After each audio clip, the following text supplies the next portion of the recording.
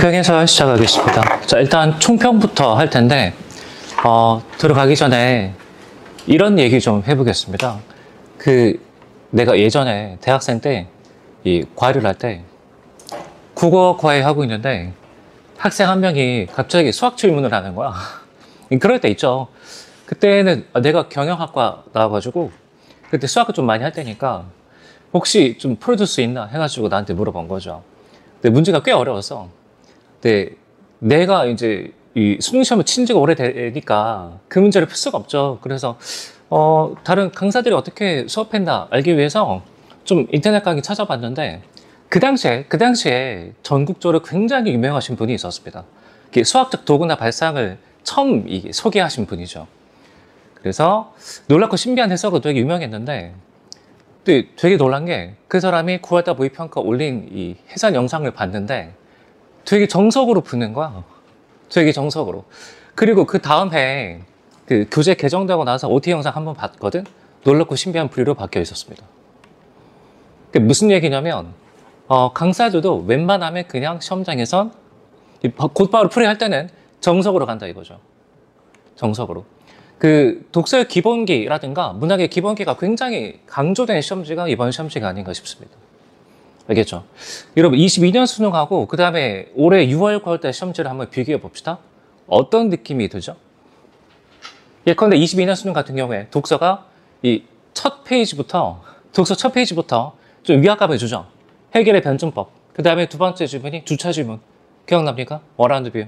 그리고 세 번째가 브레이턴 우즈 체제 하에서의 트리핑 딜레마 질문이었죠. 그러니까 그때는 느낌이 어떠냐면 야, 나 어려운데 한번 도전해볼래? 이 정도 느낌이거든? 그쵸? 근데 올해 6월, 9월, 특히 9월은 어떤 느낌이냐면 썩 그렇게 어려운 것 같지는 않은데 막상 문제 풀려고 하면 잘 안 풀리는 그런 느낌이죠. 그죠?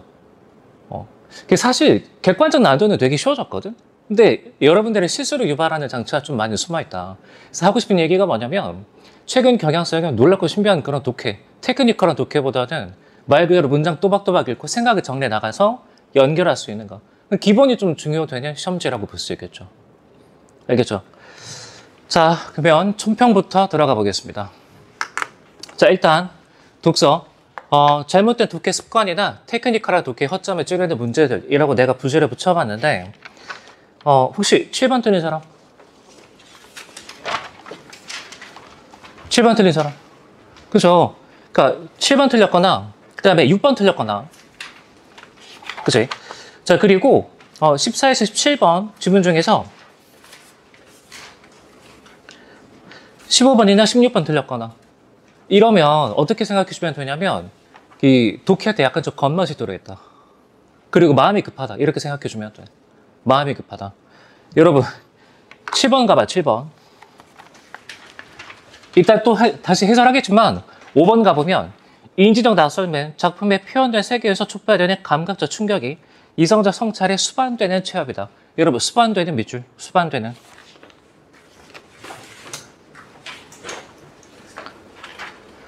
자, 여러분 묻겠습니다. A가 B에 수반된다라고 하면 뭐가 먼저죠? 말뜻이. A가 B에 수반된다라고 하면 A가 B한테 따라간다는 얘기죠. 그쵸? 둘 중에 뭐가 먼저? B가 먼저죠? 그쵸? 자, 그러면 여기서 감각적 충격 밑에 후라고 적어보고 후.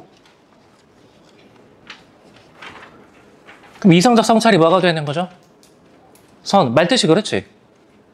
근데 본문의 내용에 의거하면 지금 선후 관계가 뒤바뀐 진술이죠. 그냥 그런 뜻 아니야? 그죠? 근데 여기서 왜 5번을 못 찍느냐? 이 문제 풀 때 마음이 급한 거죠. 그러니까 선주 5번 딱 보고 인지적 낯섦, 그 다음에 감각적 충격, 이성적 성찰 이 키워드 매칭만 해가지고 5번 맞네 하고 넘어가는 거지. 알겠죠? 선주 이면을 따져보지 않고. 여러분 묻겠습니다. 이게 고난도 독해가 필요한 그런 선지입니까? 테크니컬하게 뭘 읽어야 돼? 그냥 스스로 파악해서 수반된다니까 지금 선후관계 이런데 생각만 해주면 되는 거 아닙니까? 이런 걸 가지고 여러분 선지에서 수반된다 이런 얘기 나올 때는 선후관계 따져줍시다. 약간 좀 짜치는 접근 아니야? 그쵸? 그러니까 그런 일일이 행동 강령을 정하는 것보다 문장 읽을 때 제발 생각 좀 하고 판단 내려주자. 대원칙으로 가는 게 훨씬 간편하지 않습니까? 근데 여러분이 이런 테크니컬한 독해에 좀 길들여져 있다 보면 난 이런 행동 강령을 배운 적이 없는데. 좀 배운 적이 없죠. 당연한 거니까. 문장이 주어서로 읽고 나서 생각 정리한다. 그게 독해의 기본이니까. 당연히 안 가르쳐주지. 독해는 그냥 읽고 이해한다. 그게 대원칙인 거죠. 여러분, 원칙이 많아지잖아. 그러면 생각이 많아지기 때문에 그게 시험장에서 행동으로 안 나옵니다. 생각이 많으면. 행동으로 나오지 않아. 알겠죠? 자, 7번. 딱 이 예시죠. 딱 이 예시. 됐습니까? 자, 다음에 16번. 좀 가볍게 살펴봅시다. 이따 다시 또 설명할 겁니다. 자, 16번.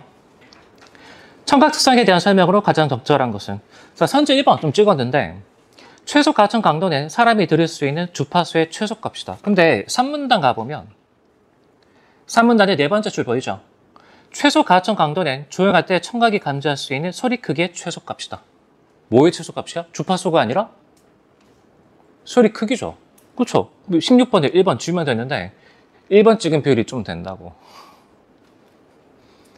여러분, 이건 무슨 독해법이 따로 필요한 그런 내용입니까? 개념장에 집중하자. 그냥 이 원칙에 충실하면 되는 거 아니야? 그죠? 쌤, 저는 개념장에 어떻게 읽을지 배운 적이 없는데. 이러면 이제 좀 피곤해지는 거죠. 문장 읽고 그 다음에 자기만의 언어로 생각이 정리해보고 그런 훈련이 하나도 안 돼 있다는 얘기지. 됐죠? 그러니까 그 22년 수능 지문처럼 뭔가 좀 고난도 추론을 한번 해볼래? 이런 내용이 전혀 아니잖아. 그렇게 기본을 묻고 있죠. 주어서로 확인하고 문장의 의미 파악하고 있니? 그냥 이거니까. 알겠죠? 그래서 남은 기간 동안 좀 정석에 충실하는 게 좋겠다. 정석. 뭐 여러분 좋죠. 다 좋아. 뭐 독해에는 여러 가지 다양한 스타일이 있으니까 다 존중합니다. 존중하는데 내 생각입니다. 내 생각. 다른 사람이 비판하거나 이런 건 아니고 내 생각은 뭐냐면 문장 읽고 생각 정리한 독해 기본이 안 됐는데 뭐 이어붙이고 짝 맞춰 있고 뭐 프로블럼 솔루션. 그 테크니컬한 독해는 좀 부차적인 문제다 이거죠. 왜냐? 그런 독해는 자 여러분 이런 문장의 뜻이 이런 뜻이야 라고 짚어줘야 그 다음 보이는 내용이거든.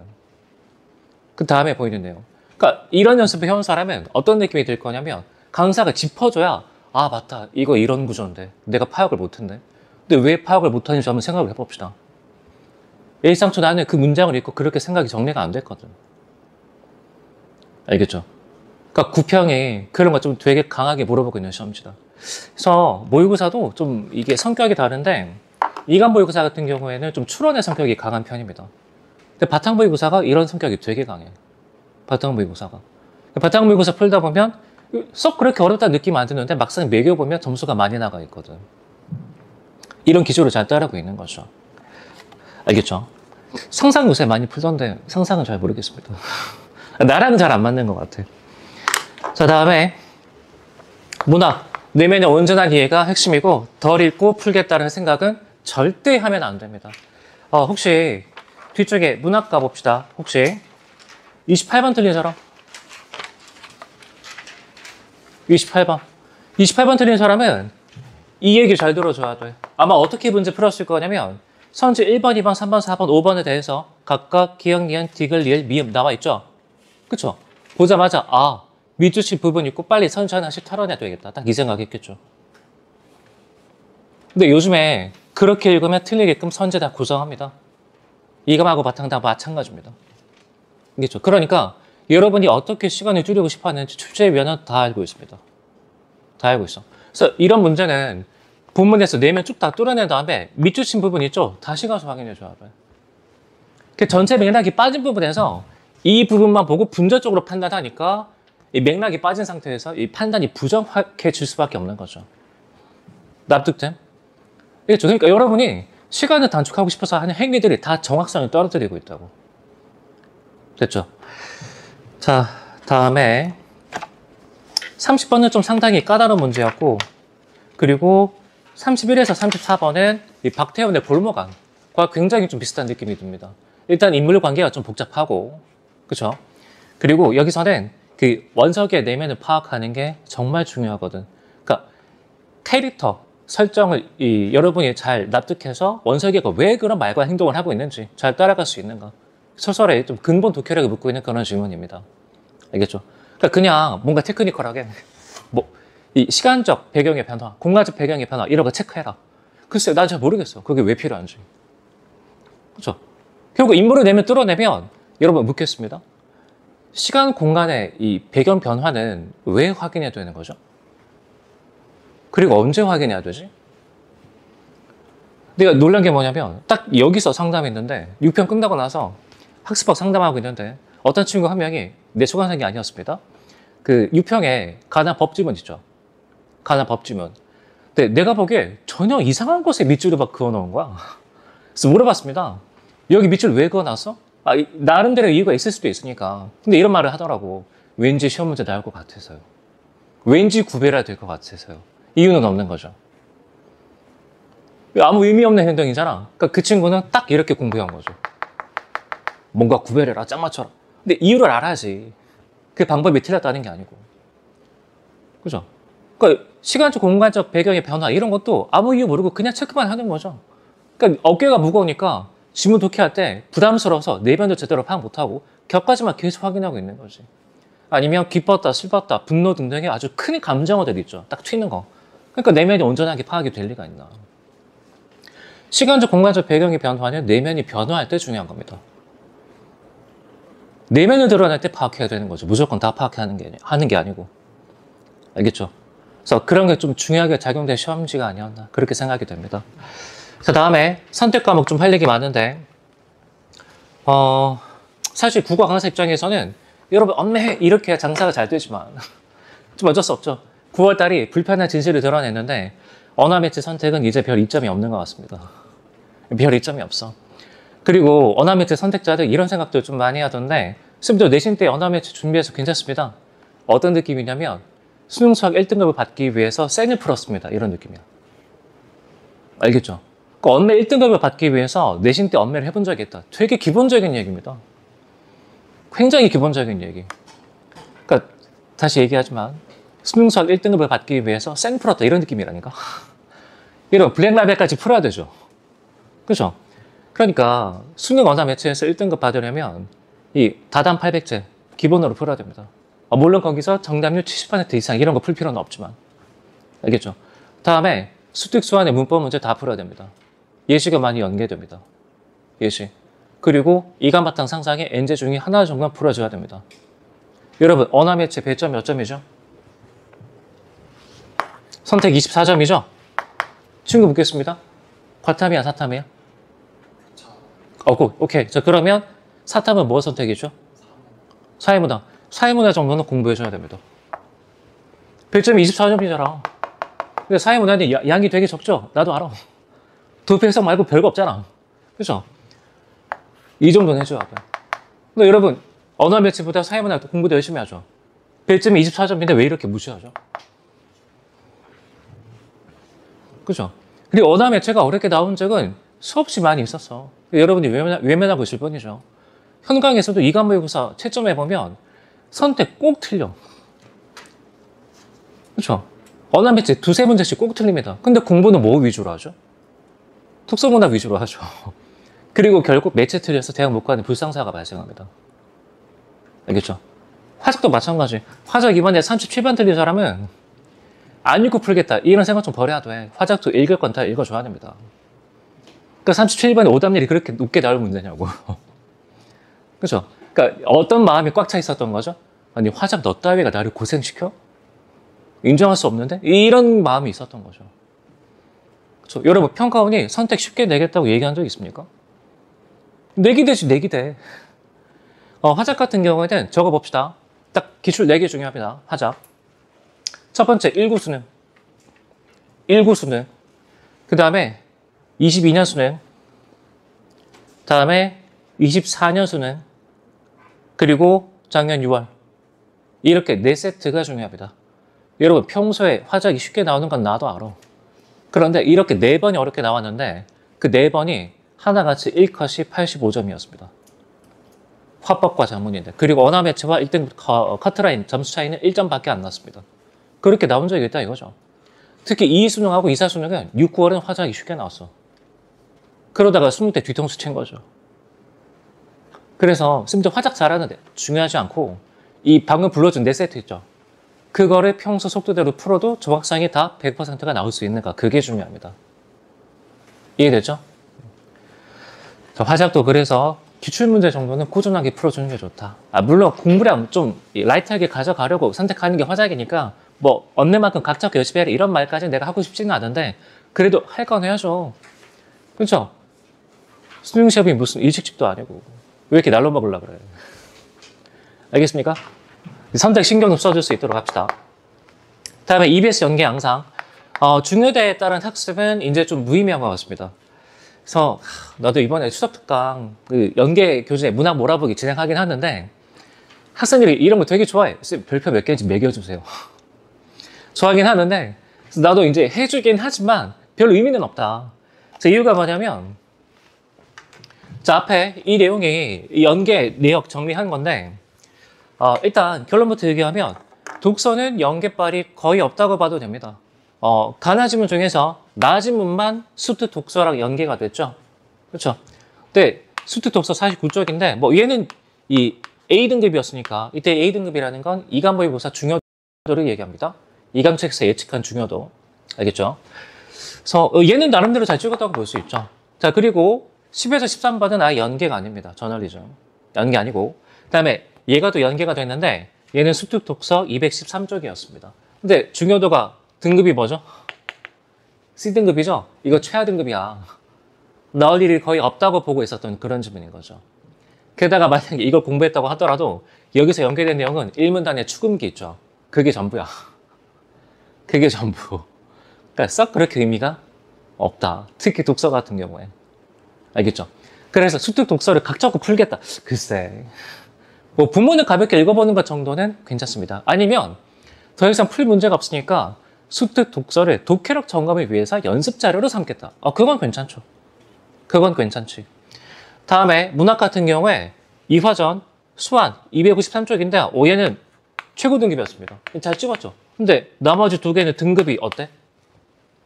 중요도 B등급이죠. 그리고 화전가는 내가 생각하기에도 별로 나올 만한 그런 작품이 아니야. 평관이 그동안 좋아했던 그런 이 주제가 아니거든. 그렇죠? 그래서 나도 현강에서 글쎄 화전가는 나올 것 같지는 않은데 이런 얘기 했었는데 물론 수업 때 강조했던 포인트가 그대로 다 나오긴 했습니다. 얼마 전에 바탕모의고사 해설하면서 얘기했던 건데 그때 이러니까 이 의미가 있느냐. 작년에 고전시가 우부가 나왔던 거 기억합니까? 6월달 모의평가에. 그건 중요도 C였습니다. 이감 중요도 C. 내가 생각해도 개떡 같은 작품이었습니다. 이렇게 수능 시험의 측면에서 볼 때. 알겠죠? 근데 그냥 떡 하나 냈다고. 그러니까 이게 왜 그러냐면 문학사적 A라든가 작가의 중요도라든가 아니면 내면을 정갈하게 물어볼 수 있는 그런 지문의 깔끔함이라든가 이런 거 위주로 이렇게 출제하기 시작하면 강사들이 어느 정도 예측을 다 하거든. 예측을. 그러니까 이제 거기에 휘둘리기 싫다 이거죠. 그러니까 2년 연속 그렇게 낸 걸 봤을 때 이제는 중요도에 따른 학습이 좀 무의미하지 않나. 다 봐야 됩니다. 문학은 다 봐야 됩니다. 근데 불행 중 다행인 건 뭐냐면 이화전이나 아니면 화전가 있죠. EBS 수록된 부분이 거의 그대로 나왔습니다. 거의 그대로. 예전에는 고전시가 가사작품 내면 어떻게 내냐면 EBS 실린 부분 절반, 그 다음에 EBS에 없는 부분 절반 이렇게 섞어서 냈거든. 그리고 소설 같은 경우에도 그 전체 줄거리 상에서 EBS 본문에 실려있지 않은 다른 장면을 따와서 출제하는 게 일반적이었습니다. 근데 그게 작년 정도부터 바뀌고 있는 것 같아. 작년 정도부터. 그래서 내가 작년에는 왜 이렇게 됐지 싶었는데 이게 올해도 그렇게 출제되고 있으니까 거의 굳어진 경향이라고 봐도 될 것 같습니다.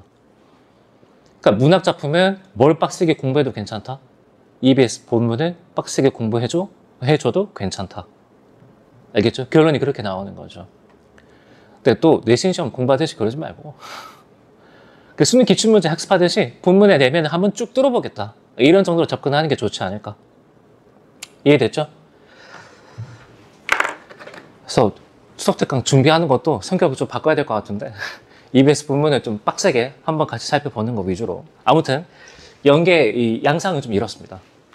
자, 그러니까 중요도에 따른 학습을 무의미하고 EBS 수록 부분을 좀 여러분이 유심 깊게 봐줘라. 이해됐죠? 자, 그럼 총평은 이 정도고, 그 다음에 선택 좀 가볍게 보겠습니다. 일단 화작 37번부터 가봅시다. 자, 엄매 학생들도 한번 같이 가봐. 매체가 좀 비슷한 성격이니까.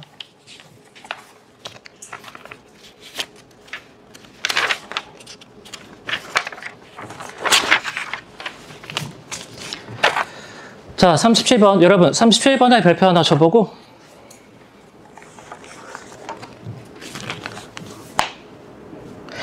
그 37번이 지금 여기 앞에 보이죠? 정답률. 이거 엊그저께 저녁 7시 기준 정답률인데 왜 이 문제가 정답률이 41%밖에 안 되냐. 네가 생각하기엔 그래. 여러분, 보통 화법 앞에 세 문제 있죠? 세 문제 중에서 세 번째 문제는 본문 아니고 그냥 반응 체크해서 풀 수 있는 문제였거든. 그죠? 그러니까 본문 안 읽고 먼저 털어낼 수 있는 문제. 마음속에 이런 생각이 좀 가득했겠지. 그죠? 근데 이번에 37번은 어떻게 풀어야 되는 거죠? 본문에서 내용 기출을 해봐야 돼. 확인해 봐야 돼. 알겠죠? 그러니까 덜 읽고 풀겠다라는 그런 이 심리를 정확히 꿰뚫어서 함정 파놓은 거지. 알겠죠? 그래서 이번에 37번 이렇게 나왔으니까 여러분 수능 시험장 가서도 이거 풀 때 어떻게 해줘야 돼? 본문 다 보고 나서 37번 건드리니까 훨씬 안전하죠? 뭔 말인지 이해됐습니까? 자, 정답은 그렇게 어렵지 않게 바로 도출됩니다. 자, 4번 정답인데 학생 1과 학생 4ben 모두 발표에서 언급되지 않은 정보에 대해 궁금증을 드러내고 있다. 학생 3 대사 갑시다. 마지막 대사 밑줄. 그런데 우리 산조들은 연날리기를 1년 중에 주로 언제 했을까? 자, 이 문단의 밑에서 세 번째 줄 갑시다. 또한 우리 산조들은 주로 정초에 연날리기를 하였고 언제 했대? 정초에. 여기 나와 있죠? 그쵸? 그러니까 학생 3은 그냥 발표를 잘 안 들은 거죠.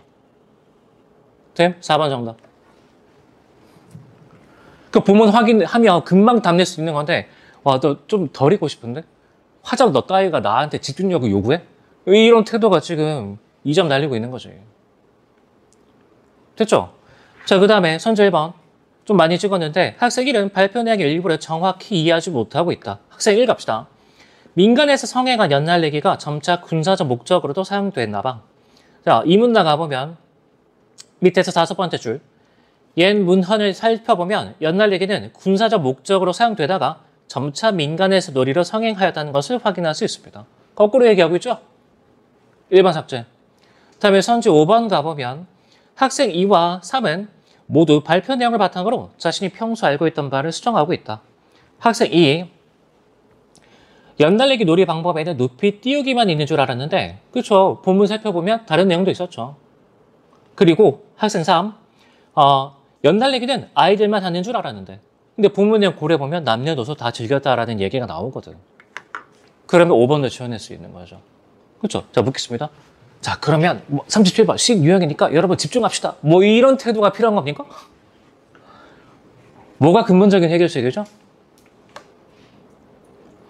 지문 한 번에 다 읽고 정확하게 문제 털어내겠다. 알겠죠? 여러분의 마음속에 있는 이런 귀차니즘, 굳이 다 봐야 돼? 이걸 없애는 게 근본적인 해결책인 거죠. 여러분 잠깐 내 얘기 좀 해보겠습니다. 나 수능 시험 3번 쳤는데 내가 재수할 때 국영수가 다 이렇게 떴는데 얘만 따지면 표점으로 따졌을 때 전국 상위 0.2%였습니다.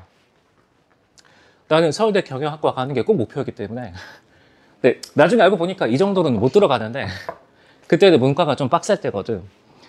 그때 시험장에서 이런 성적이 이게 획득됐다는 생각이 드니까 내 마음이 어땠겠어? 나 혼자 대학 가는 거죠. 나 혼자. 뒤에 뭐가 남아있죠? 아직 탐구 남아있지. 근데 라떼는 말이죠. 탐구가 4과목이었단 말이야. 그러니까 어떤 불상사가 벌어졌냐? 이런 불상사가 벌어졌습니다. 근데 서울대는 무조건 4과목을 다 봤기 때문에 얘 때문에 대학 못 갔습니다. 그리고 얘가 사회문화였다고. 도표 그래프 내가 그냥 대충 봤거든. 귀찮으니까. 왜냐하면 그 전까지 도표 그래프가 한 번도 어렵게 나온 적이 없어. 근데 내가 시험 칠 때 딱 그때 처음으로 어렵게 나온 거죠. 그러니까 시험장에서 약간 쎄한 느낌이 들었는데 굳이 집중해야 돼? 한 번도 어려운 적이 없었는데 하다가 1년 더 하는 거죠. 하다가. 삼수하면서 느낀 건데 재수는 진짜 행복했더라. 그때 느꼈습니다. 그때. 그러니까 여러분 국영수 어려운 문제 틀린 것도 아니고 내가 굳이 이렇게 집중해야 되나? 해서 1년 더 했으니까 내 가슴이 얼마나 아팠겠어. 37번이 그런 거죠. 알겠죠? 여러분 다 읽어야 됩니다. 알겠지? 좋은 대학 가고 싶죠? 왕관을 쓰려면 그 무게를 견뎌야죠. 알겠죠? 내가 우리 학교 가서 느낀 게 뭐냐면 애들이 썩 그렇게 머리가 좋은 것 같지가 않아. 동기들 보면 드는 느낌이 쟤는 어떻게 우리 학교 들어왔지? 뒷돈 주고 들어왔나? 좀 그래. 허술합니다. 근데 시험 칠 때 보면 봤던 거 또 보고 또 보고 또 보고 또 보고 저 지독합니다.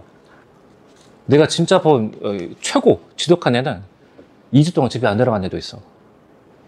그 당시에 중앙도서관이 24시간이었으니까. 친구 기숙사방에 들어가서 샤워하고 잠깐 다시 나오고 2주 동안 집에 안 들어가더라고. 그리고 그 친구는 4.3 만점에 4.2를 쓰러갔죠. 그렇게 한다니까? 그러니까 머리가 좋은 게 아니고 그냥 해야 되니까 다 하는 거죠. 해야 되니까. 알겠죠? 진짜 찐 천재는 우리 동기들 중에서도 글쎄 120명 있다 그러면 한두 명 정도? 한두 명 정도? 근데 그런 친구는 어차피 어나더 레벨이죠. 대부분은 귀찮다 생각하지 않고 해야 된다라고 판단되면 그냥 하는 거죠. 알겠죠? 그게 여러분이 견뎌야 되는 왕관의 무게라고. 거기에는 성실함이 요구되는 것이 멋지게 읽고 여러분 교수님 앞에 가가지고 교수님이 부처읽기를 하고 있지 않으시네요. 교수님의 논문은 구조 독해가 잘 안 됩니다. 이런 얘기 할 겁니까? 이게 되게 웃긴 얘기죠. 알겠죠? 물론 쓰는 시험은 그렇게 글을 써주니까 읽어도 괜찮지. 근데 그런 거는 누가 하는 거냐면 문장 읽기의 기본이 되고 난 후에 하는 거죠. 나쁘다는 얘기가 아니고. 그러니까 앞뒤가 바뀌면 안 된다고. 알겠죠? 37번 틀린 사람은 경각심도 가져줘야 돼. 근데 되게 다행인 게 만약에 이게 수능 시험이었어 봐. 그죠? 9월달에 틀린 걸 다행으로 생각해야죠. 9월달에 틀린 걸. 자, 업내 가겠습니다.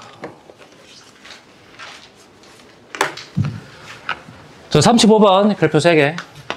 문제 굉장히 아름답습니다. 35번 풀면서 느꼈는데, 와, 이거는 사설이 절대로 흉내낼 수가 없어. 문제 정말 잘 냈습니다. 여러분, 아직까지도 1번이 왜 정답인지 이해 잘 안 되죠? 그렇죠? 그러니까 이게 책에 대한 학습이 잘 안 돼서 그래. 자, 묻겠습니다. 여러분, 조사의 종류에는 뭐가 있죠? 조사의 종류 3가지. 뭐가 있지? 바로 나와야 돼. 첫 번째, 격조사. 맞습니까? 두 번째, 뭐가 있죠? 보조사. 세 번째, 뭐가 있지? 접속조사. 됐나? 자, 그리고 여러분, 어미의 책에 다 공부하고 있습니까? 다 외우고 있어? 어미는 선어말어미와 그 다음에 어말어미 이렇게 나뉘죠. 선어말어미는 she, at, 얻는 게 더 대표적인 거 이렇게 6개 꼽아볼 수 있는데 얘는 또 이렇게 2가지로 쪼개볼 수 있습니다. 이때 she는 무슨 기능을 하죠? 주체 높임의 기능을 하죠. 그쵸? 주체 높임. 그 다음에 at, 얻는 게 더 무슨 기능 하죠? 시제 표현의 기능을 하고 있죠. 그쵸? 그 다음에 얘네들 중에서도 이놈하고 이놈은 문제를 좀 더 자주 나와. 왜냐? 얘는 과거뿐만 아니라 확정적인 미래 사건을 얘기할 때도 나오거든. 그쵸? 차가 막히는 것을 보니 약속 시간에 늦었다. 아직 늦은 게 아니죠. 늦을 거라고 확실시 되는 상황인 거지. 이런 거. 그 다음에 캣. 미래 사실에 대한 추측뿐만 아니라 과거나 현재 사실에 대한 추측도 포함하게 되거든. 그러니까 예문중에서 자주 물어보는 내용이 특히 얘네 둘인 거죠. 됐죠? 다음에 어머러미 같은 경우에는 종결어미, 그 다음에 연결어미, 전성어미 3가지가 있죠. 여러분, 종결어미는 기능이 문장의 종류를 결정하는 거죠. 그러니까 문장의 종류는 문장의 내용이 아니라 종결어미가 결정하는 거죠. 이때 문장의 내용과 문장의 종류가 일치하지 않은 거를 간접 발화라고 하죠. 이런 게 출제가 된다고. 그다음에 연결어미는 대등, 종속, 보조 이렇게 3가지가 있는데 여러분, 대등하고 종속은 언제 문제가 되죠? 뭐 판별할 때? 이어진 문장 판별할 때. 맞습니까? 그리고 얘는 언제 쓰이죠? 본 플러스 보조. 맞아? 본 플러스 보조. 자, 그 다음에 전성어미 중요하죠. 여러분, 전성어미는 언제 써먹을 수 있죠? 뭐 판별할 때? 안긴 문장 판별할 때. 알겠죠? 그러니까 명사절은 뭔가 문장인데 명사 역할을 하고 있는 것 같아. 이렇게 판별하는 게 아니고 그냥 전성어미 찾아주면 됩니다. 관형절 그 다음에 부사절 다 마찬가지. 근데 특히 부사절 같은 경우에는 좀 조심해줘야 되는 게 이게 이라는 게 접사지만 부사절로 인정되는 예외적인 경우가 딱 3가지 있죠. 없이, 같이, 달리. 이 정도가 쭉 나와줘야 돼. 이 정도가.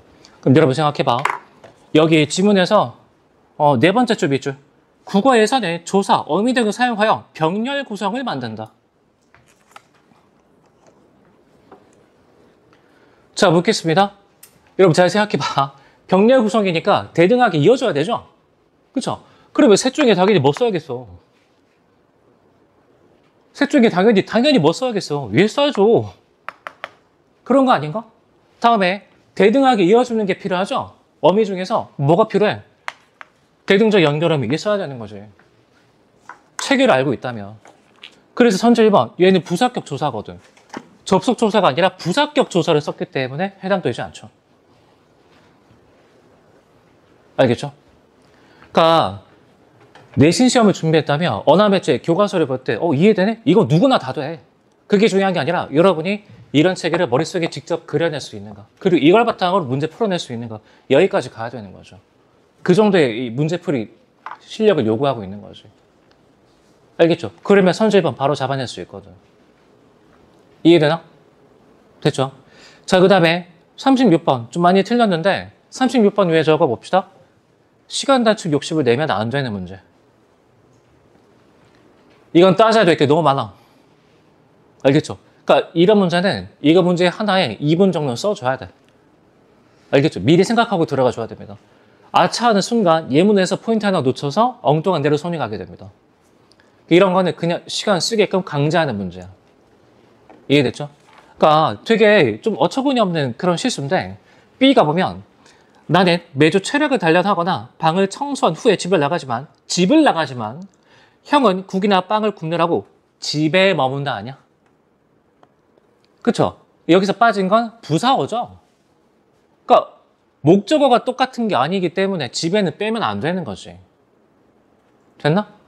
근데 이게 되게 쉬운 내용인데도 지문에서 똑같이 집이네? 이렇게 생각해봐야 된다고. 판단할 때 마음이 급하면 이런 실수가 생겨나게 되는 거죠. 그래서 이런 유형은 그냥 에이스 당초에 시간 좀 써야 되겠다 생각해줘야 돼. 알겠죠? 육모에서도 이런 거 있었지? A, B, C 조건 깔아놓고 선지에서 5개 문장 뭐가 반영되는지 한번 찾아볼래? 이런 문제 있었잖아. 기억나죠? 그런 것도 비슷한 그런 패턴인 거죠. 그러니까 뭐가 문제인 거지? 언매에서 시간 단축하고 싶다. 근데 여러분 묻겠습니다. 화작하고 언매 그리고 독서로 내서 한 5분 단축해서 그럼 독서 다 맞출 수 있습니까? 아니 선택해서 5분 정도 벌면 그러면 독서 다 맞출 수 있어? 여러분 독서 문학에서 생긴 문제는 독서 문학에서 해결해 봐야죠. 왜 엉뚱해서 시간을 끌어올라 그래. 이체 맞지 않죠. 물론 언어 매체를 또는 화법과 장문에 세워라 내어라 플라니 얘기는 아닌데 여러분 근본적으로 거기서 5분 끌어봤자 해결 안 되는 걸 왜 이런 데서 욕심을 내냐고. 알겠죠? 독해력을 가져다 듣는 게 근본적인 해결 방안이지. 그렇죠? 그러니까 뭐 강사마다 좀 강조점이 다를 수는 있는데 물론 시간 관리 10월달부터 나도 이런저런 얘기 많이 하는데 선택에서 빨리 풀어서 뭔가 독해를 보완하자라는 건 글쎄 내 기준을 약간 좀 짜치는 접근입니다. 그런 게 어딨어. 그러다가 36번 놓치게 되는 거 아니야? 화작 37번 하고 부작용이 훨씬 커. 부작용이. 알겠죠? 그리고 언어매체 이 정도로 나온 적 몇 번 있다고. 그러니까 절대 언어매체에서는 뭐 10몇 분 컷 그런 애들 다 플러스 1이야. 다 플러스 1. 알겠죠? 그러니까 언어매체는 여러분 잘 생각해야 돼. 지금 최상위권은 빨리 풀던데 여러분 인과관계가 바뀌었죠. 그 친구들은 문법 문제를 몇천 문제 풀었겠지. 그러니까 판단이 빨라져서 시간이 단축되는 거죠. 언어매체를 급하게 풀어서 시간을 단축하고 있는 게 아니고 인과관계를 혼동하지 않도록 합시다. 무슨 말인지 알겠습니까? 자, 됐고 뒤로 갑시다. 38번 가겠습니다.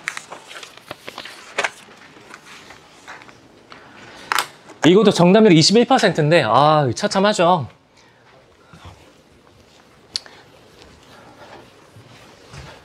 자, 언매 상태자 다시 손 들어 봅시다. 오케이. 친구 묻겠습니다. 가변의 개념 정의 뭐죠? 가변화의 개념 정해보죠. 좀 엉뚱한 얘기를 하고 있죠? 처음에 개념 정의부터 잘 세워놔야 돼. 뭐가 바뀌는 거지? 자, 그럼 다시 묻겠습니다. 국어 문법에서 형태가 변하는 단어라고 했을 때 형태가 변하다라는 게 무슨 뜻이죠? 뜻을 알고서 분류했습니까? 그쵸? 첫 번째, 뭘 할 수 있다? 활용할 수 있다. 그 다음에 이렇게 나와야지. 그리고 활용한다라는 건 어디 부분에 갈아 끼울 수 있다는 얘기죠? 어미니까 어가 나고 어미로 쪼갤 수 있다. 맞죠? 그 다음에 세 번째, 활용할 때는 형태가 여러 가지가 등장할 수 있잖아. 근데 사전에 등재가 된 건 딱 기본형만 등재가 되죠. 그러니까 여기서 가변어라는 건 기본형이 따로 존재한다. 이렇게 판단할 수도 있지. 근데 이때 가변어 관련해서 되게 조심해줘야 될 놈이 바로 서술격 조사 2단입니다. 근데 조사지만 되게 특이하게 여기 어간과 그 다음에 어미 이렇게 쪼갤 수 있거든. 알겠죠? 근데 이때 이 같은 경우에는 어간으로 취급이 되는데 또 이상한 점이 뭐냐면 얘는 어휘적인 느낌이 없어. 그래서 교수들 사이에서는 서술격 조사에 대해서 이거 조사로 보는 게 맞느냐, 용언으로 취급하는 게 맞느냐 좀 논쟁이 있죠. 그렇죠? 근데 그건 우리가 따질 내용은 아닌 거지.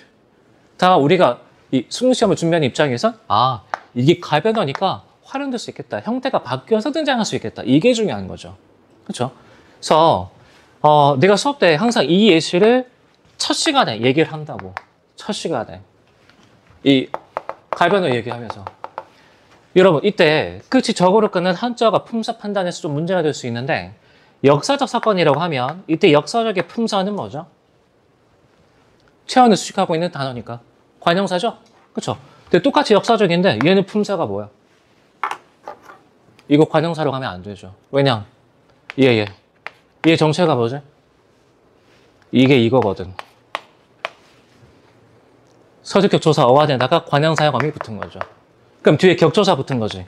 격조사. 그러니까 격조사 앞에는 보통 체언이 붙으니까 얘가 명사. 판단이 이렇게 가는 거죠. 됐나? 그럼 이거 공부해본 사람이라면 이거 기본형 뭐죠?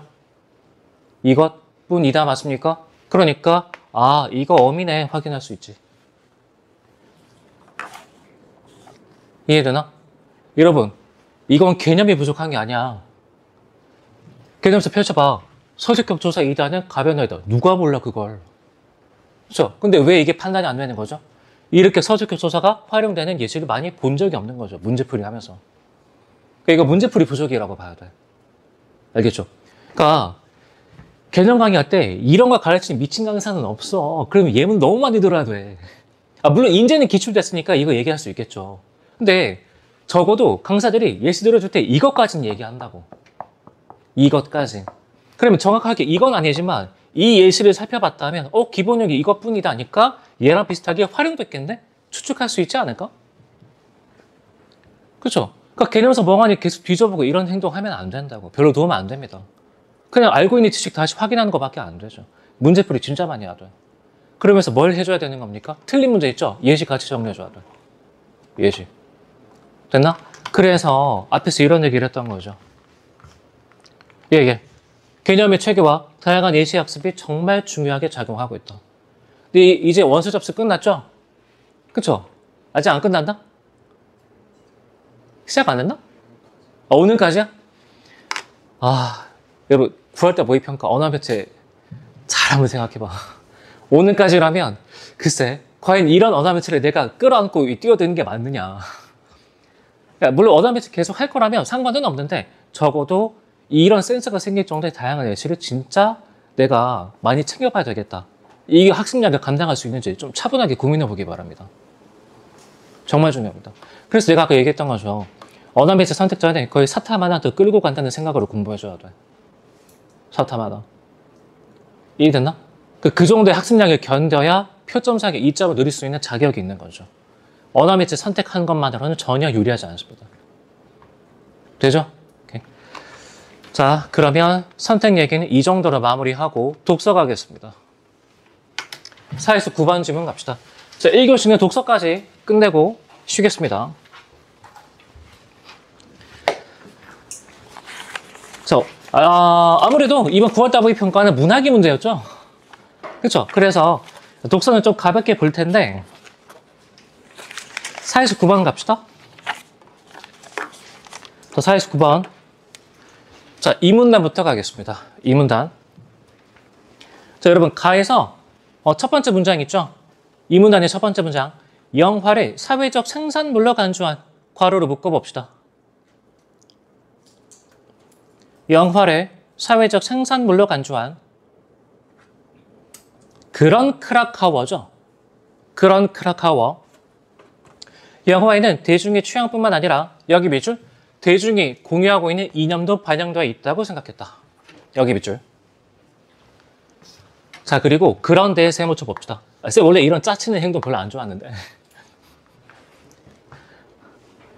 그런데 세모쳐 봅시다. 보통 중학교 때 영어 구문독해 공부할 때 이런 거 많이 시키죠. 이거 자체가 짜치는 행동이라기보다는 내가 왜 별로 안 좋아하냐면 이런 거 시키면 왜 세모쳐야 되는지 이유를 알아야 되는데 근데 여러분이 지문에다 표시만 해. 표시만 해. 그러면 집에 돌아갔을 때 이런저런 표시가 많이 있으니까 와, 나 공부 열심히 했다. 되게 뿌듯한 채로 돌아가거든. 근데 독해가 늘어난 건 하나도 없죠. 자, 묻겠습니다. 여러분, 그런데라는 표현이 왜 중요한 거죠? 그런데라는 표현이 왜 중요한 거지? 그리고 어떻게 읽어야 되죠? 여러분, 그런데라는 거 그냥 그런데입니까? 앞문장의 내용을 고려했을 때 그런데 아니야? 그렇죠? 그러니까 독해적인 측면에서 앞문장이 A라고 한다면 뒷부분에 B 좀 더 붙여서 읽어줘라 이런 뜻입니다. 좀 더 강하게 연결해줘라 이런 얘기거든. 자, 취향뿐만 아니라 이념도 반영되어 있다는데 뒷문장에서 뭘 얘기하고 있죠? 이런 이념은 영화에 투명하게 드러나지 않는다. 맞습니까? 여기서 생각 정리 하나 해줘야 돼. 자, 지금 이 지문에서 뭐는 문제가 안 된다? 대중의 취향은 이제 더 이상 문제가 안 된다. 첫 번째 생각해줘야 되죠. 알겠죠? 분명히 앞문장에서 두 가지 얘기하고 있는데 뒷문장에서 그런데로 연결해놓고 이 이념에 대해서만 얘기를 하고 있거든. 그러니까 취향은 이제 별 문제가 아니라고. 됐죠? 자, 그 다음에 여러분 다시 이런 이념은 영화에 어떻게 드러나지 않는다고? 어떻게 드러나지 않아? 수식어고. 제 투명하게 드러나지 않는 거죠. 그러니까 여러분이 문장 또박또박 읽는 게 습관이 안 되니까 이런 수식어고 다 넣습니다.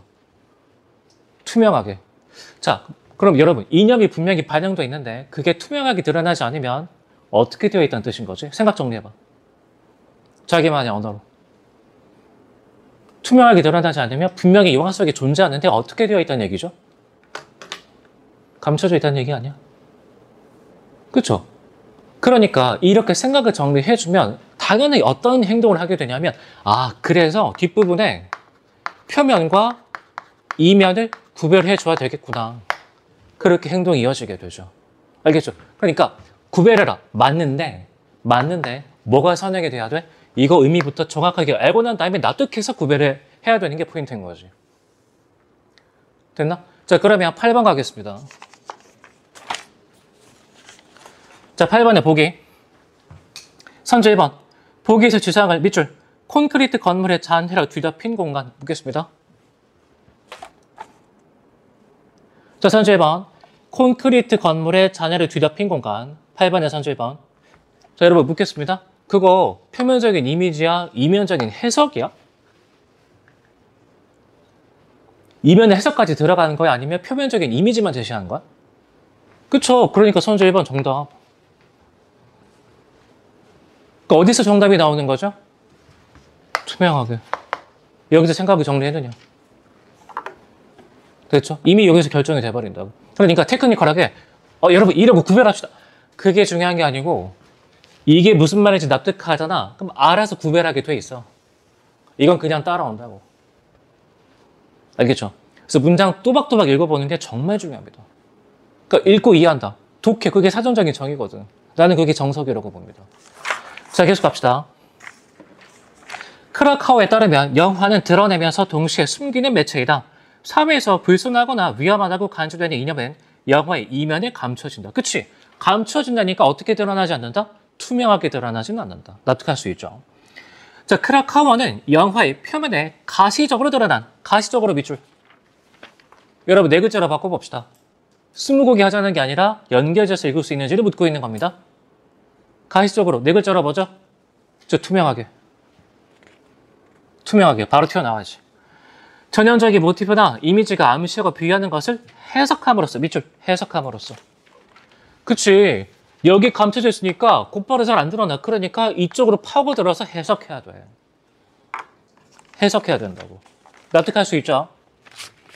그 이미 안에 감추어진 이념을 읽어내고 이를 바탕으로 사회를 이해할 수 있다고 보았다. 여기 밑줄 이를 바탕으로 사회를 이해할 수 있다고 보았다.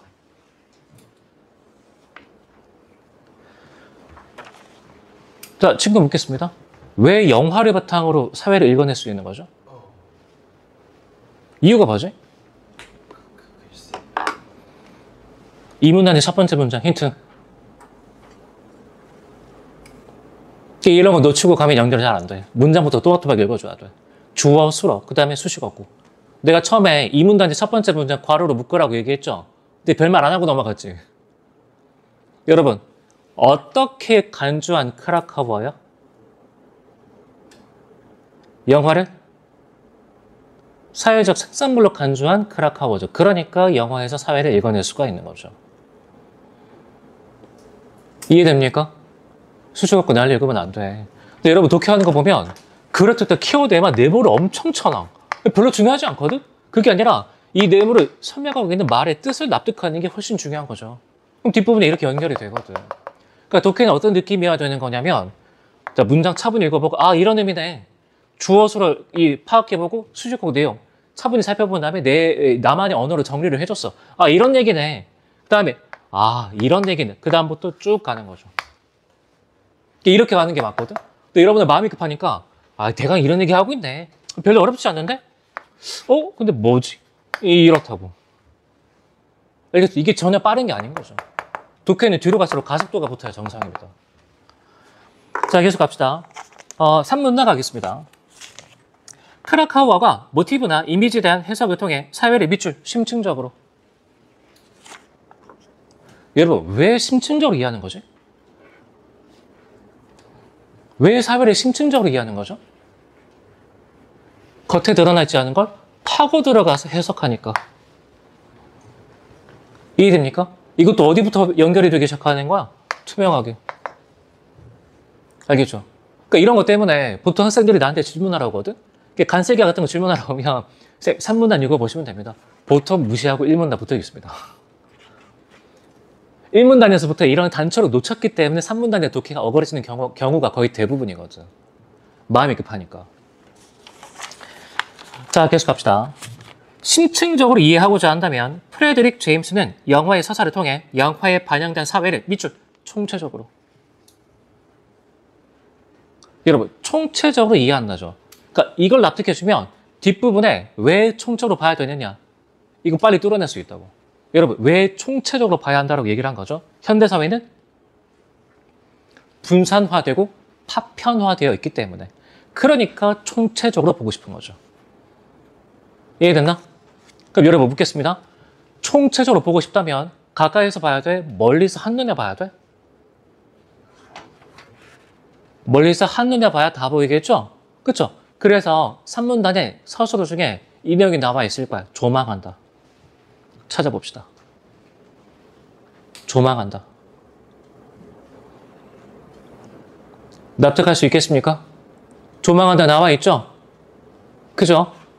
자, 그러면 8번 문제 지금 물어도 괜찮은데 나는 이렇게 문제 냈을 것 같아. 여러분, 제임스는 사회를 어떻게 바라봐야 돼? 멀리서 봐야 돼. 그쵸? 근데 크라카우는 어떻게 봐야 되는 거죠? 파고 들어가서 봐야 되는 거죠. 이해됐나? 그러면 8번 문제 보기에서 어떤 양상도 가능한 거냐? 크라카우하고 그 다음에 제임슨이 서로 대화를 나누는 거지. 똑같은 사회 현상을 두고 해석을 할 때 크라카우는 뭐라고 주장하겠어? 야, 파고 들어가서 심층적으로 이해해봐야 돼. 제임스는 뭐라고 얘기하는 거죠? 아니야, 멀리서 조망해봐야 돼. 이해됨? 그런 문제도 가능한 거지. 자, 어쨌든 8번에 선제 4번 갑시다. 8번에 선제 4번. 자, 보기에서 두 구역의 갈등을 다룬 서사가 우리 사회를 조망하게 한다. 밑줄, 조망하게 한다. 밑에 다섯 글자 뭐라고 적어야 되는 거죠? 총체적으로.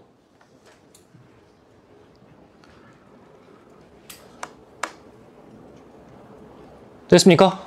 그러면 여러분 4번 지원할 수 있죠? 그치? 근데 매력적인 오답이 4번이었습니다. 조망한다의 말뜻을 잘 이해를 못하는 거죠. 됐죠? 자, 그러면 여러분 이게 고난도 추론이 요구하고 있는 겁니까? 크라카우하고 제임슨의 견해를 정확하게 이해하는 게 포인트 아니야? 그치? 그러면 그냥 8번 문제 쓱 뚫어낼 수 있거든. 납득되죠? 자, 그리고 6번 문제 상당히 아름답습니다. 여러분 6번 문제 별표 또 하나 따로 쳐보고 위에 이렇게 적어봅시다. A만 읽고 풀어서는 안 된다.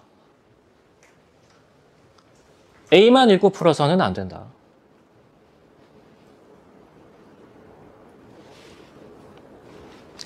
A만 읽고 풀어서는 안 된다. 자, 지문 알아가 봅시다. 2문단부터 가겠습니다. 지문 하 2문단. 자, 기발한 상상력이 촉발하는 경이로움은 SF의 중요한 장르적 특징이다. 여러분, 여기 괄호로 묶어봅시다. 기발한 상상력이 촉발하는. 자, 그럼 묻겠습니다. 여러분, SF 영화를 보면 먼저 어떤 느낌을 받게 되는 거지? 기발한 상상력으로 인해서 경이로움을 느끼게 된다, 맞습니까? 그쵸? 그럼 그 내용 가지고 여기서 7번에 선조 5번 다시 읽어봐.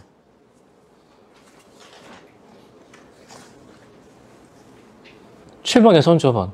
당연히 이성적 성찰하고 감각적 충격 중에 뭘 먼저 느껴야 돼? 경이로움이라는 감각적 충격부터 먼저 느껴야 맞는 거죠. 말뜻이. 자, 계속 갑시다. SF의 중요한 장르적 특징이다. SF에 등장하는 장대하고 압도적인 대상들은 광대한 자연에 마주했을 때와 유사한 경이로움을 선사한다. 경이로움 밑줄. 밑에 5글자 적어봅시다. 감각적 충격. 감각적 충격. 저 SF 연구자 다르코 수빈은, 수빈이라 그러니까 약간 좀 한국 사람 같아. 그죠? 근데 다르코 수빈이죠. SF에서 괄호로 묶어봅시다.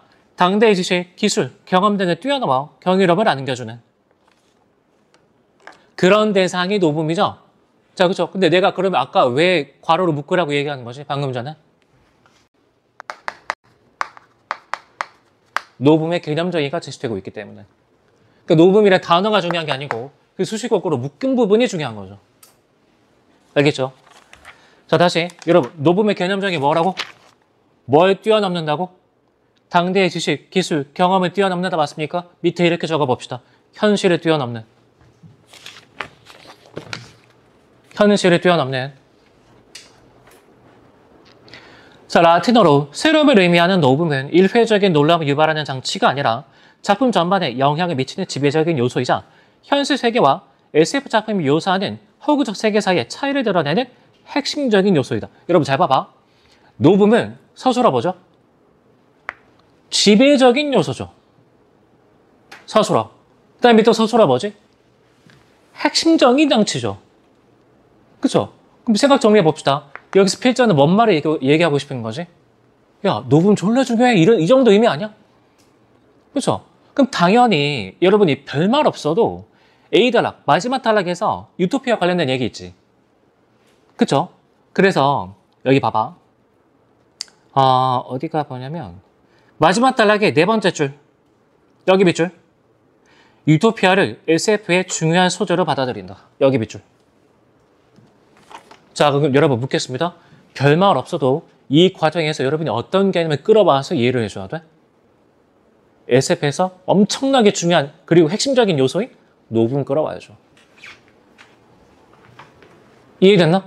별말 없어도 그렇게 해줘야 돼. 별말 없어도. 됐지? 자, 그 다음 단락 가겠습니다. 게다가 이 문단의 마지막 문장에서 한 번 더 얘기하고 있는데 그런 점에서 노붐은 SF 작품의 진정한 주인공이라고까지도 말할 수가 있다. 이 정도로 강조하고 있죠. 이 정도로. 근데 여러분이 A단락 읽을 때 이 유토피아 관련된 SF 소재에서 이걸 생각 안 한다고? 이건 되게 웃긴 얘기인 거지. 그러니까 내가 이런 점 때문에 뭘 지적하는 거냐? 이런 걸 지적하는 거죠. 그러니까 여러분이 뭔가 짝 맞춰서 읽어야 돼. 뭔가 연결해야 돼. 여기에만 정신이 쏠려 있거든. 그러니까 문장 의미를 파악하지 못하고 있는 거지. 물론 그렇게 풀어야 되는 기출도 분명히 있습니다. 근데 최근의 경향성은 그렇지 않다고. 기본에 집중해야 된다고. 문장 읽고 납득하게. 자, 계속 갑시다. 자, 다음 단락. 수비는 SF가 현실의 반영이라고 말한다. SF는 미래 세계에 대한 상상을 표현하지만 그 상상은 작품이 생산된 그 시대에 기반하고 있기 때문이다. 따라서 SF에 등장하는 인물이나 시공간적 설정 등은 그 시대의 현실과 유사하면서도 다르다. 수비는 이처럼 현실을 닮았지만 현실과는 다른 SF 속의 세계가 인지적 낯설음을 촉발한다고 말한다. 자, 그럼 이번에는 두 번째 어떤 개념정의 집중해 줘야 돼? 인지적인 낯섦. 이거 개념정의 집중해 줘야죠. 자, 뒤따라 나올 텐데 SF 속에 등장하는 대상은 현실에서 일상적이고 친숙했던 대상을 낯설고 새롭게 느끼도록 만든다. 이 낯섦을 유발하는 것은 다름이며 작품을 통해 다름을 인지함으로써 여기 밑줄 우리는 현실에 거리를 두고 비판적으로 현실을 바라보게 된다.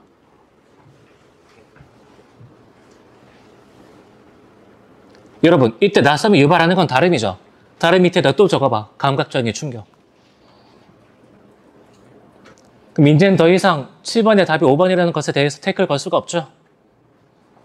됐죠? 저 다음에 다시 여러분 이거 생각해 봅시다. 인지적인 낯섦 있지? 이거 기능이 뭐죠?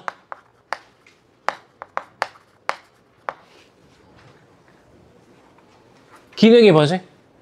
아니, 문장 A 함으로써 B 나와 있었잖아 방금 전에. A 함으로써 B. 작품을 통해 다름을 인지함으로써 기능 뭐죠? 우리는 현실의 거리를 두고 비판적으로 현실을 바라보게 된다. 맞습니까? 그렇죠? 자, 그럼 묻겠습니다. 노붐의 개념정이 뭐였죠? 현실을 뛰어넘음으로써 우리에게 뭘 선사하는 거지? 경이로움. 다음에 얘는 기능이 뭐죠? 현실과 거리를 두고서 현실이 비판하게끔 만들죠? 그렇죠? 다시 둘 다 어떻다고 현실을 뛰어넘게 만든다고. 둘 다 현실을 뛰어넘게 만든다고. 돼? 자, A 달러 가겠습니다. 수비는 SF가 등장하기 이전에도 인간은 허구적 이야기를 통해 낯선 미지의 세계에 대한 동경심을 충족해왔다고 말한다. 특히 수비는 이상적인 세계인 유토피아에 대한 동경을 다룬 이야기와 SF 사이의 유사성을 인정하고 유토피아를 SF의 중요한 소재로 받아들인다. 이유는 뭘까? 두 가지. 이 이유는 뭐죠? 유토피아라는 소재를 통해서 뭐가 가능하기 때문에? 이거 두 가지가 가능하니까 그렇겠지. 됩니까? 이거 두 가지가 가능하니까 그렇겠죠. 오늘날 환경오염, 전쟁 등으로 인해 인류가 심각한 위기에 처한 상황에서 밑줄, 현실 너머에 존재하는 이상적인 세계를 탐색하는. 밑에 두 개 적어봅시다. 첫 번째 노붐, 두 번째 인지적인 낯섦. 됐나? 그러면 여러분 6번에 선지 5번 있죠? 다시 읽어봅시다. 바로 정답이라는 거 보여야 돼.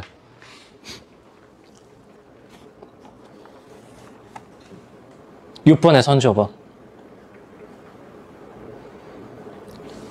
현실 너머에 집중하면 안 된다. 맞습니까? 그게 비판에 적절한 내용이겠죠. 답 5번. 됐지? 그쵸?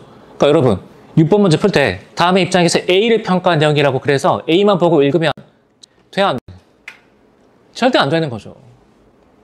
알겠죠? 문학기술, 기억니은, 디글리은, 미음 이것만 보고 내면 파악하는 문제 들어가고 그러면 안 돼. 요새 이렇게 되고 있다고. 이감하고 바탕이 이런 거 되게 신경 쓰면서 지금 요새 문제 출제하고 있습니다. 알겠죠? 자, 뒤로 갑시다. 저널리즘은 생략하겠습니다. 14에서 17번 가겠습니다. 소리 저장 방식.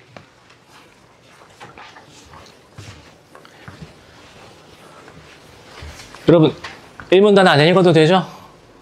됐죠? 자, 2문단부터 가겠습니다. 자, 현재는 소리를 디지털 신호, 즉 이진수로 이루어진 오디오 신호로 바꿔 파일로 저장한다. 한 파일 내의 오디오 신호에는 모든 소리 크기의 균일한 개수의 비트가 할당된다. 자, 일반적으로 각 소리 크기에 16비트를 할당하며 소리 크기에 따라 16자리의 이진수 값을 달리한다. 여기 밑줄 각 소리 크기에 할당되는 비트의 개수가 늘면 소리는 아날로그 원음에 가까워진다. 그럼 여러분 여기서 생각 정리해 봅시다. 생각 정리. 예. 문장의 뜻을 잘 생각해봐.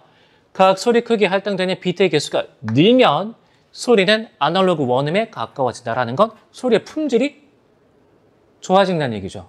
그렇죠? 그러니까 여기까지만 보면 어떻게 생각할 수 있는 거지? 정확한 소리를 인식하기 위해선 비트 수를 많이 할당하는 게 좋겠네. 됐나? 생각 그렇게 정리할 수 있겠어? 읽고 이해하죠. 다음에 그런데 나오죠. 그런데. 그러니까 앞뒤 문장 더 또 붙여서 읽어봐야 되겠지. 좀 더 신경 써줘야 되죠. 오디오 파일은 저장하거나 네트워크를 통해 전송하기에는 데이터 양이 많다. 그러니까 무작정 또 비트 소리 들리면 안 되는 거죠. 그럼 여러분 여기서 과제는 두 가지입니다. 뭘 해결해 줘야 돼? 첫 번째는 최대한 원음에 가까운 품질을 유지하면서도 두 번째는 뭐죠? 비트 수를 줄이는 게 포인트겠죠. 혹시 여기서 이감 6-3자 푼 사람?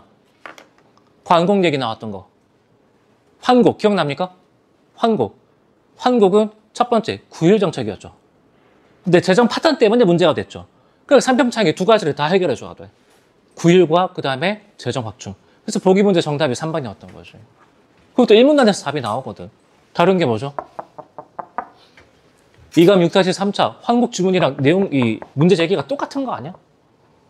그렇죠? 근데 여러분 이런 거를 눈치를 못 챈다고. 왜냐 읽으면서 이해한 게 아니거든. 테크니컬하게 문제를 푸니까. 테크니컬하게. 내가 봤을 때 이 생각을 풀어나가는 방식이 되게 유사해. 여기서 이감하고 바탕이.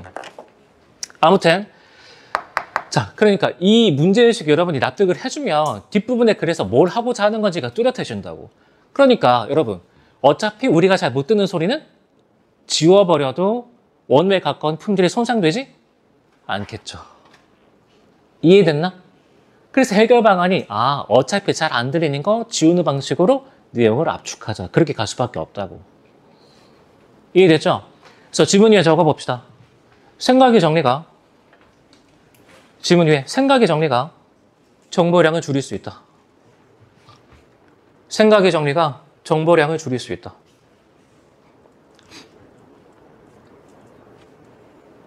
이해되죠? 자 그러면 이건 조금 테크니컬한 접근이 필요합니다. 인정. 자 무슨 얘기를 하고 싶은 거냐? 여러분 최소 가청 강도의 개념적이 있죠. 최소 가청 강도는 언제 청각이 감지할 수 있는 소리 크기의 최소값이라고? 언제? 그쵸 조용할 때죠. 그러니까 무슨 뜻이야? 소리 크기가 얘만 더 못하면 어차피 언제 해도 안 들려? 심지어는 조용할 때도 잘 안 들려. 그러니까 무조건 삭제 대상. 맞습니까? 다음에 얘. 한편 큰 소리로 인해 작은 소리가 들리지 않는. 그러면 여러분 얘하고 그다음에 이거 두 개 비교해봐. 그러니까 얘는 무슨 상황이라는 뜻인 거죠? 큰 소리니까 조용할 때가 아니라 좀 시끄러울 때. 되나? 그럼 시끄러울 때는 큰 소리 때문에 묻히는 소리가 있는 거지? 그럼 뭐 위주로만 남겨주면 돼? 큰 소리 위주로만 남겨주면 된다 이거죠. 따라서 얘를 지워버리면 되는 거지. 이해됐죠? 그러면 여러분 두 번에 거쳐서 지울 수 있는 거잖아. 첫 번째 일단 뭐부터 지울 수 있다고? 간편하게 조용할 때조차도 잘 안 들리는 소리. 됐습니까? 다음에 두 번째 어떻게 주면 되는 거죠? 시끄러울 때 다른 음에 묻히는 소리. 이걸 기준으로 정보량 파악하면 생각보다 그렇게 복잡하지 않다고. 이해돼? 됐죠? 자 그러면 그렇게 뼈대 잡고 지문 다시 읽어보는데 시간 4분 주겠습니다. 다시 한번 읽어봅시다. 시작.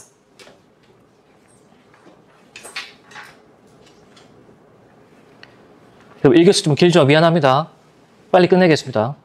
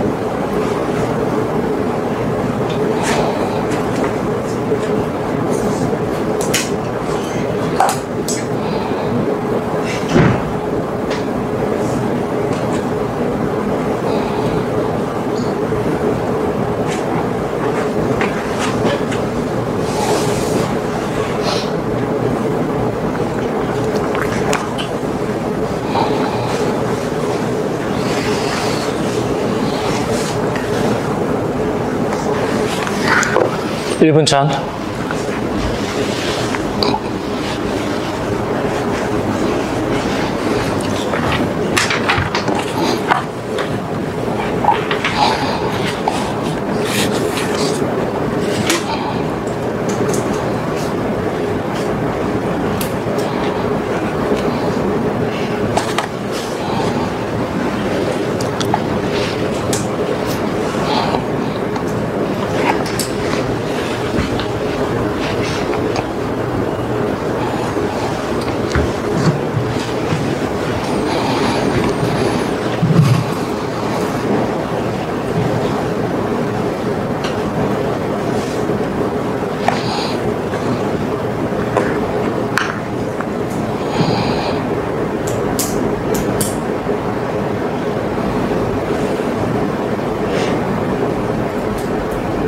자, 그만 같이 보겠습니다. 다시 읽어보니까 느낌이 좀 다릅니까? 뼈대 잡고. 그러니까 시험장에서 이런 느낌이 들어야 돼. 시험장에서. 그게 정확하게 읽고 이해하기에 힘인 거죠. 3문단부터 가겠습니다. 자, 일반적으로 오디오 신호 압축에는 지각 부호화를 이용한다. 지각 부호화는 청각 특성에 따라 여기 밑줄 감도가 낮은 소리를 제거하여. 자, 여러분 감도가 낮은 소리 제거죠. 그러니까 두 가지 생각해 줘야 돼. 어차피 감도가 낮은 소리를 제거하는 거니까 뭐에는 손상이 가지 않는다? 음질에는 손상이 가지 않을 것이다. 됐죠? 그 다음에 두 번째, 소리가 어쨌든 제거되는 거니까 데이터가 압축될 수 있을 것이다. 그렇죠? 그 생각해 줘야 되는 거죠. 오디오 신호를 압축하는 기술인데 지각 부호화에서 이용하는 청각 특성에는 최소 가청 강도와 차폐가 있다. 최소 가청 강도는 조용할 때 청각이 감지할 수 있는 소리 크기의 최소값이다. 최소 가청 강도보다 큰 소리는 들을 수 있지만 여기 밑줄 작은 소리는 들을 수 없다. 밑에 적어봅시다. 제거 대상. 제거 대상. 자, 계속 가겠습니다. 최소 가청 강도는 주파수별로 그 크기가 정해져 있다. 예를 들어 1000Hz부터 10,000Hz 사이에서는 아주 작은 소리도 들을 수 있지만 끊어주고. 자, 묻겠습니다. 여러분 이렇게 생각해 줘야 돼. 조용할 때는 1000Hz부터 10,000Hz까지는 웬만하면 소리를 줄일 수가? 소리 크기를 줄일 수가 없다. 다 들리거든. 이해되죠? 그 다음에 여기 밑줄 100Hz 이하의 저음에서는 훨씬 큰 소리여야 들을 수 있다. 그러니까 무슨 뜻이죠? 조용할 때는 어디 위주로 음을 압축할 수가 있다고? 100Hz 이하 위주로. 알겠죠? 그렇게 생각해 주면 된다고. 그렇게. 그러니까 여기 봐봐. 여러분 여기 예시. 주파수 4개 중에 제일 낮은 게 뭐죠? A가 제일 낮죠? 그러니까 조용할 때는 뭐가 제거 1순위야? A. 그러니까 봤더니 여기서 최소 가청 강도, 소리 크기, 대수 비교가 이렇게 되거든. 그러니까 조용할 때 A는 무조건 지워야 되는 거죠. 이해됨? 조용할 때 A는 무조건 지울 수밖에 없다고. 자, 그 다음 단락. 한편 큰 소리로 인해 작은 소리가 들리지 않는 현상을 차폐라고 하며 차폐를 일으키는 큰 소리를 차폐음이라고 한다. 두 소리의 주파수가 가까울수록 차폐가 쉽게 일어나고 여기 밑줄 두 소리의 주파수가 가까울수록 차폐가 쉽게 일어나고. 그러니까 무슨 뜻이죠? 소리가 많이 겹친다는 뜻이겠죠. 주파수가 비슷하다라는 얘기는. 됐죠? 그러니까 이게 한 음이 다른 음을 많이 죽여버리겠지. 다음에 주파수가 어느 정도 차이가 나면 차폐가 일어나지 않는다. 이유가 뭘까? 소리가 뚜렷하게 구별될 가능성이 높아지니까. 됐지? 자, 다음에 차폐음의 주파수를 기준으로 차폐가 일어날 수 있는 가장 낮은 주파수와 가장 높은 주파수 사이의 구간을 인계대역이라고 한다. 인계대역의 폭은 차폐음의 주파수에 따라 다른데 여기 밑줄 고음에서는 저음에서보다 인계대역이 훨씬 넓다. 그럼 여러분 묻겠습니다. 시끄러울 때는 어디에 주목해야 돼? 저음보다는 고음에 주목해야 돼. 왜냐? 고음에 가려진 놈들이 많이 존재할 거거든. 이해됨? 정확하게 다시 수정하겠습니다. 시끄러울 때는 어디에 주목해야 돼? 고음에 많이 가려진 놈들을 주목해줘야 돼. 걔 위주로 지워주면 되는 거죠. 됐지? 차폐를 고려한 실제 청각이 감지할 수 있는 소리 크기의 최소값을 차폐 분탁값이라고 한다. 지각 부호화는 이런 성질들을 이용하여 오디오 신호를 압축한다. 그럼 여러분 다시 차폐 분탁값의 개념정이 뭐라고? 차폐를 고려했을 때 들을 수 있는 소리의 최소값이죠. 그렇죠? 그럼 묻겠습니다. 되게 간단한 얘기야. 그러니까 시끄러울 때는 뭐 이상이 돼야 남겨놓는 거죠? 차폐 분탁값 이상이 돼야 남겨놓는 거죠. 시끄러울 때. 이해됨? 자, 그러면 17번 갑시다. 자, 선제 1번 가겠습니다. A가 포함된 인계대역에서는 차폐가 일어나지 않았으므로. 무슨 얘기야? 차폐 분덕값이 지금 38이고 소리 크기가 30인데. 차폐 일어나죠? 1번 삭제. 다음에 2번. D가 포함된 인계대역에서는 차폐가 일어났으므로. 근데 D는 보니까 소리 크기가 이런데 차폐 분덕값은 이렇죠? 얘는 되게 뚜렷하게 잘 들리는 소리야. 알겠죠? 2번 삭제. 다음에 선제 3번. A와 B는 소리 크기가 같으므로 끊어주고. 여러분, 여기선 소리 크기가 중요한 게 아니죠. 뭐까지 고려해줘야 돼? 이거 두 개까지 고려해줘야 돼. 됐나? 3번 삭제. 다음에 선제 4번. A와 C는 차폐 분탁값이 같으므로 A가 포함된 인계대역의 폭과 C가 포함된 인계대역의 폭은 같겠군. 네, 여러분, 인계대역은 뭐에 따라서 달라진다 그랬죠? 주파수에 따라서 달라진다 맞습니까? 그래서 주파수가 높을수록 인계대역이 넓어진다 그랬으니까 이런 관계가 성립하겠지. 됐죠? 그래서 여기서 4번 지울 수 있고. 다음에 5번 가겠습니다. 압축할 때는 C의 소리 크기보다 D의 소리 크기에 더 많은 비트가 할당되겠군. 여러분 잘 봐봐. 지금 얘하고 얘를 비교해보고 그다음에 얘하고 얘를 비교해보면 누가 상대적으로 차폐 분탁값보다 큰 소리죠? 누가 상대적으로 더 크지? 이 차이를 비교해보면 잠깐만. 아, 그쵸. C하고 D죠? 이 차이랑 이 차이 생각해봐. 근데 무슨 뜻이야? D가 시끄러울 때 좀 더 뚜렷하게 들리는 편이다. 해서 그렇게 될 수 있죠? 5번 정답. 그럼 여러분 잘 봐봐. 이거 정보량이 많은 겁니까? 아니, 이해하면서 읽으니까 되게 당연한 얘기를 선조를 쭉 나열하고 있는 거 아니야? 근데 여러분이 그냥 스스로 꼬아서 테크니컬하게 정리를 하려고 하다 보니까 이거 이렇게 읽으라고 얘기했어. 막 정리합니다. 막 이어붙이려고 합니다. 그러니까 여러분, 이런 지문은 특히 평가에서도 생각의 정리를 잘하고 뼈대를 잘 잡으면 쭉 뚫리게끔 줍니다. 근데 왜 복잡하게 가냐고. 됐죠? 자, 1교시 해설 여기까지 하겠습니다. 10분 쉬고 합시다.